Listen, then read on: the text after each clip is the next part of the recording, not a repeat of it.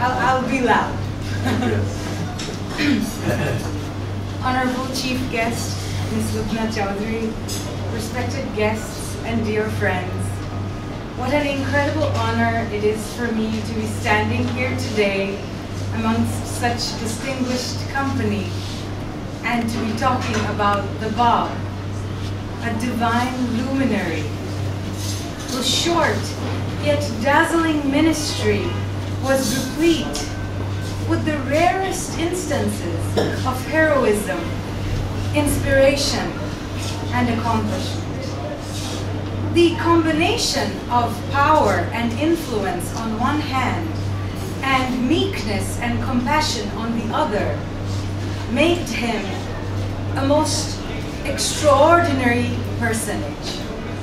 Within a short ministry of only 6 years, and in the face of the fiercest opposition from both the state as well as the religious clergy, while being imprisoned and finally executed by a firing squad, the Bab shook the very foundations of a nation's morals, and he was able to bring about the most remarkable acts of love and dedication. The light of his teachings against the darkness of corruption, ignorance, superstitions, and injustice that were rampant in that milieu was all the more resplendent. Besides promoting the advancement of true civilization through an independent divine mission, the Bab also heralded the coming of Baha'u'llah, who was to shortly follow, who was to appear shortly, and who also founded the Baha'i Faith. This is why he was entitled the Bab, which means the gate. The gate through which people were ushered into a new era. An era where the principle of oneness of mankind, which Baha'u'llah gave, would shape the attitudes of all peoples and all nations and bring them together as an enlarged human family of diverse nationalities, languages, religions, and cultures. Just like a beautiful garden where you find flowers of different shapes, sizes, hues, and fragrances.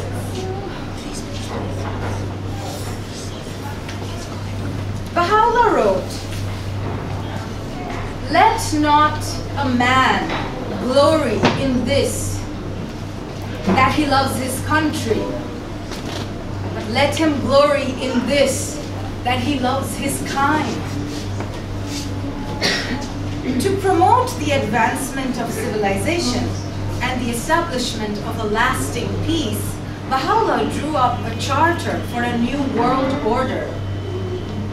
And that includes, among other agencies, a world commonwealth and a supreme tribunal. His principles offer solutions to problems faced by the world. For example, the conflict over religions is ruled out with the elucidation of the oneness of the foundations of all religions. Like the sun that rises, sets, and then rises again to give light and warmth, religion comes from age to age to revive spiritual life. It is the one single sun of truth. Some of the social teachings of religion does differ because these religions had to address the needs and the capacities of the people in a particular age and milieu. Baha'u'llah wrote, "The purpose of religion is to bring unity and concord amongst the people of the world. Make it not the cause of dissension and strife. Other principles include solutions to economic problems, to the disparity between the rich and the poor, to gender inequalities, and to the rising conflict between science and religion. All of these principles revolve around the pivotal principle of the oneness of humankind. War and bloodshed cannot stop by signing treaties and enforcing policies. No. Some other means will always be employed for fulfilling selfish desires in the quest for supremacy. Unless and until attitudes that cause conflict are curbed and replaced by love and loyalty towards the entire human race, lasting peace cannot come about. And that is exactly what Baha'is strive for. They are engaged in changing the hearts so that humanity may be regarded as one big family, despite its diversities. This is the aim of the Baha'i Faith and the goal of the Baha'i community of some 8 million people who have been touched by this message as they dedicate themselves to the fulfillment with full confidence, because Baha'u'llah himself promised that peace shall come. He wrote, "These fruitless strifes, these ruinous wars shall pass away, and the most great peace shall come." The Universal House of Justice, which is the governing body of the Baha'i world community, in its special message to all those who come to honor the Bab, the Herald of a New Dawn, they sent us this message. I actually gave this out to some of you, most of you who were here towards the beginning of the program. So if you could just look at this message, it's on the second last page, page 6. If anybody else needs this, yeah, maybe we could. One second.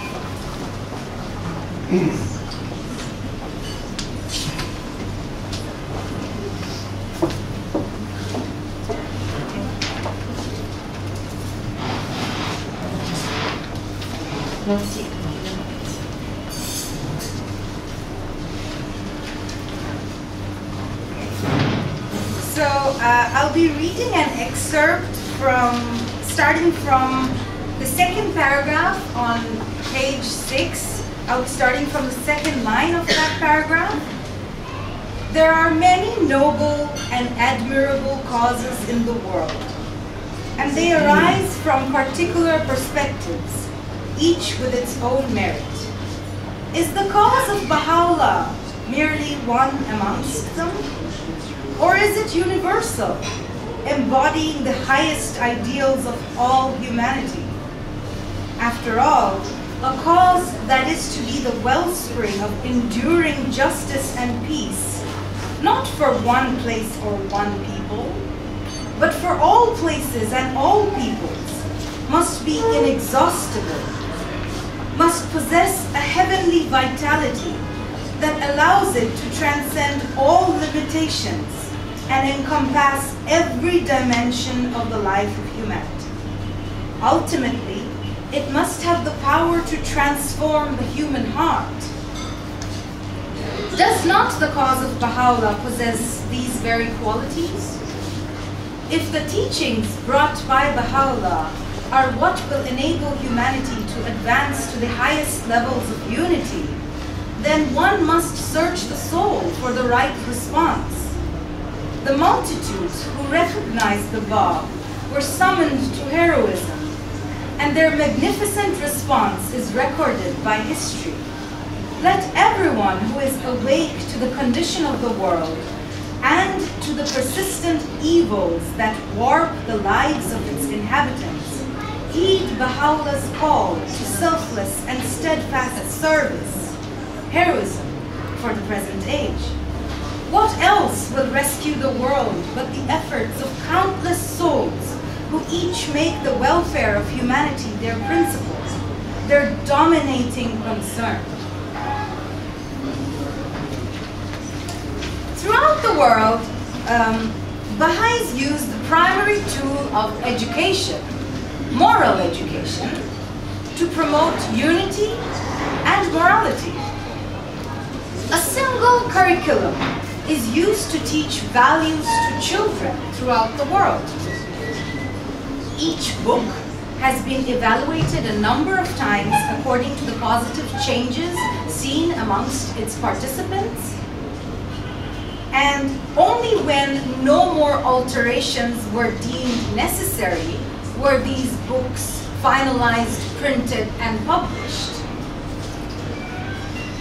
Cooperation, kindliness, honesty, humility, sacrifice, generosity.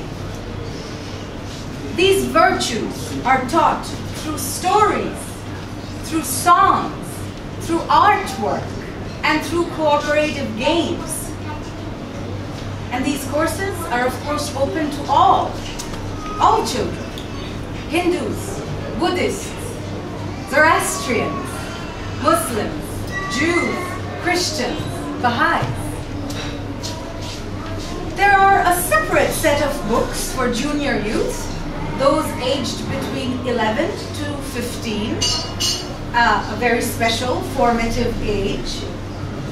These aim at empowering the participants to ward off the negative impacts of social media, cinema, television, books, etc., and to lend their resources to the positive efforts in their individual lives, their families, and their societies in which they live. Cleaning the environment and planting trees are examples. Adults are not left out.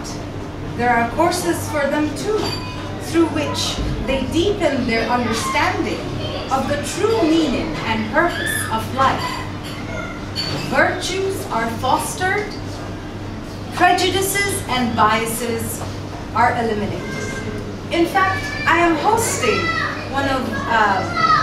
I'm hosting a study circle where we're studying one of these books for adults, and the participants of that study circle are here amongst us. Thank you for coming. We will actually be hearing from one of them later in the evening. So with that, I will actually come to the end of my speech. I'll keep it short. And thank you all once again for coming today to celebrate with us. Thank you.